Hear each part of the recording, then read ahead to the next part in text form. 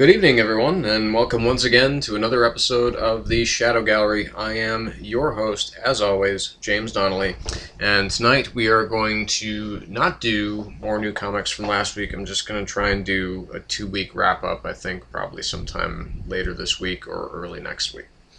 But instead, we're going to continue on with the fourth of our 4-part series of examining the pre-Nolan Batman film franchise. This one is going to cause probably some controversy, and it's probably going to cause a lot of people to laugh at me and think that I'm probably fucking sick. But here it is. The last film prior to the Nolan Batman series is this film, Batman and Robin. That's right. Blu-ray Special Edition. The only Blu-ray that I own of the initial 4 films. I just got it, actually, a couple days ago. I love this movie. This is, by far, the biggest guilty pleasure that I have out of any film ever, except for maybe Jeremiah Chechik's The Avengers, with Ralph Fiennes and Sean Connery and Uma Thurman, who was also in Batman and Robin. Now we're going to discuss why I love it, even though this is a universally reviled film. Most everybody hates it.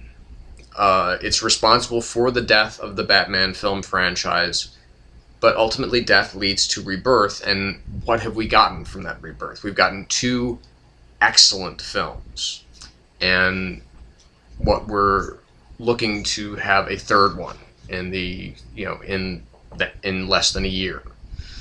So, what killed it? Well, that's pretty simple.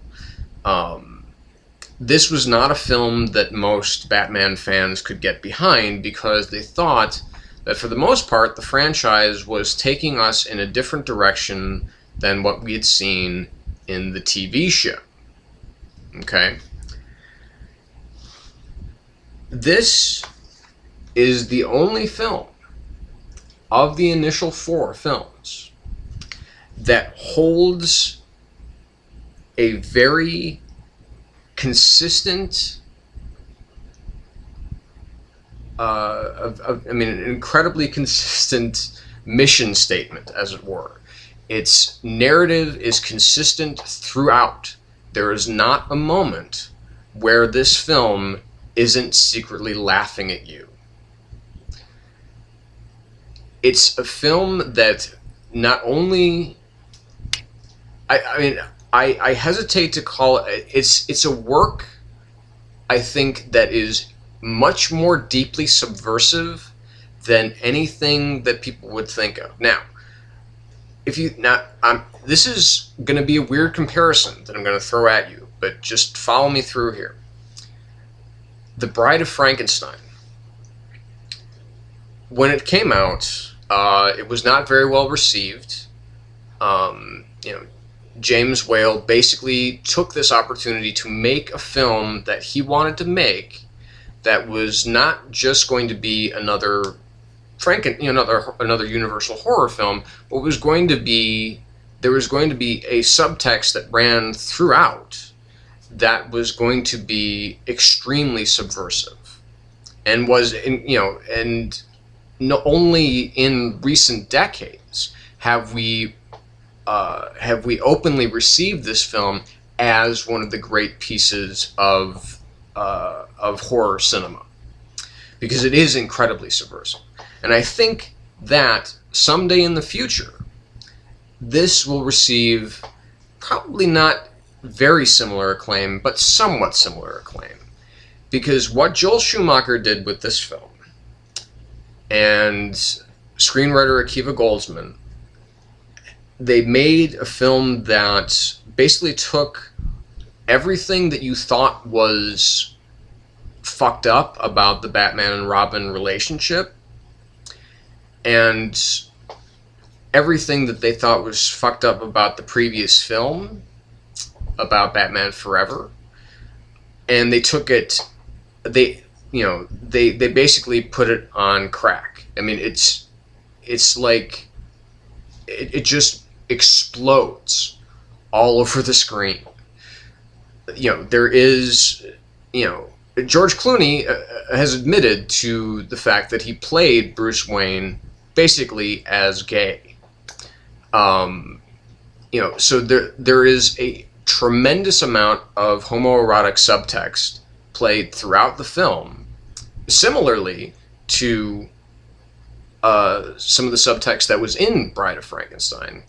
There is a tremendously sexual vibe being thrown out throughout the entire film. But this, so it's a very sexual film, but in a way that, I mean, there's a scene in a Turkish bathhouse.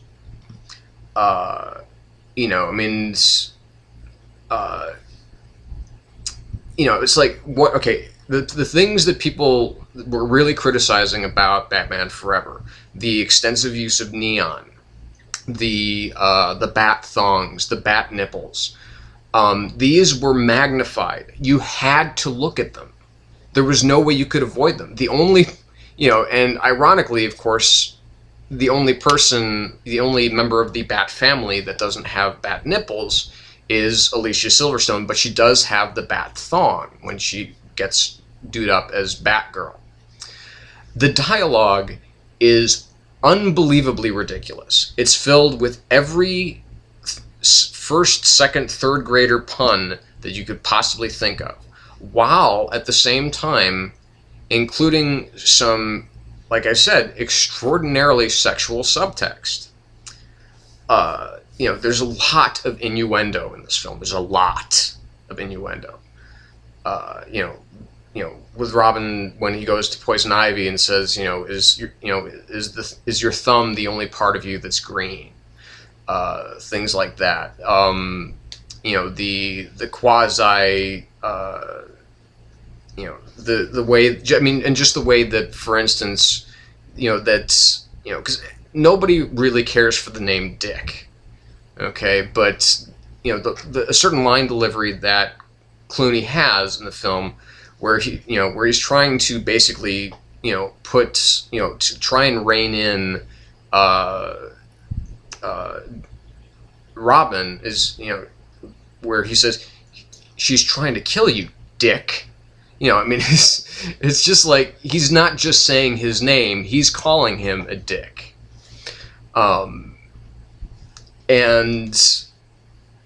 the visual thread throughout is so in your face and so beyond over the top. I mean, Schwarzenegger in this huge neon lighted costume, this kind of black light explosion that's in Ivy's lair when she goes to the Turkish bathhouse and fights the black lighted goons that are there. Jason Woodrue he's kind of the Dr. Pretorius character. Or John Glover, who plays Dr. Jason Woodrue, he's kind of like the Dr. Pretorius character. He's very, like, Queenie, in a sense. And even Alfred kind of comes off as, like, this, this almost aging queen. But there's an extraordinary scene of real drama and heart, which is the scene between Bruce and Alfred when kind of they're both coming to terms with the fact that Alfred is going to die. It's a very emotional scene, and it's played very well. But that's the only time that the film sidesteps its, its main. That's the only time that it really sidesteps the subversion of the entire superhero genre. I mean, this is a film that that maintains a level of supreme camp throughout the entire thing, except for that scene. Otherwise does not let up. Everything is absolutely ridiculous that happens in this film. Again, comicsalliance.com. If you go there, you'll find, if you kind of do a search for them and Batman and Robin on Google or whatever, you'll find a very long kind of scene by scene analysis of this film, and how they actually say, somewhat similar to myself, that it's the only truly consistent Batman film prior to the Nolan films. Like I said, it maintains a level throughout that was unheard of in the previous three films, because they do bounce around between drama and freak show and a modicum of action and insanity. But this film is just it's big, it's loud, it's obnoxious, it's in your face. It's literally like it's almost like Cirque du Soleil-ish. It is, to quote Patton Oswalt, everything in it is French and wet and gay and on fire. That's kind of what this film is like. The tools. They might as well have had the bat anti-shark repellent. Because they have something for every trap that they get in. The performances are god awful. Basically, Schwarzenegger just throwing out these awful one-liners. Uma Thurman doing her best Mae West impersonation. George Clooney essentially being, the uber bachelor Bruce Wayne. He won't commit to Elle Macpherson playing Julie Madison. And it's actually quite astonishing how they keep a pretty good head on their shoulders about these characters, and how they pepper this film with characters that populate the DC universe.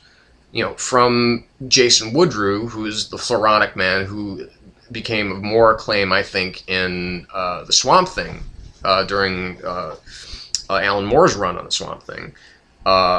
Julie Madison was Bruce Wayne's first girlfriend in the original Bob Kane, Bill Finger Batman comics. I know there's something else that I'm forgetting too, that another character that's in there that's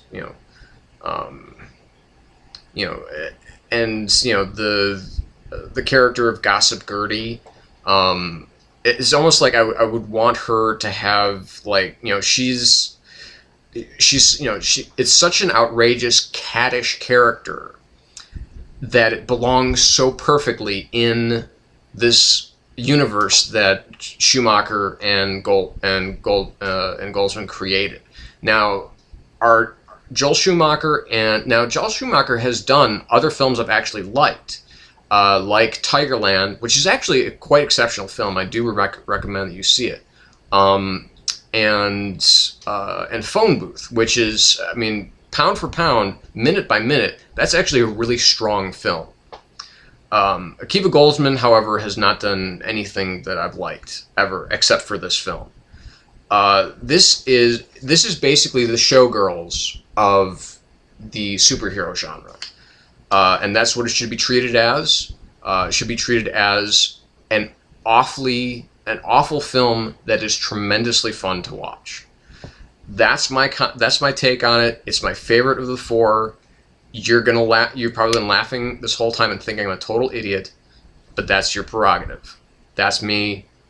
I'm James Donnelly. This has been the Shadow Gallery. We'll see you next time.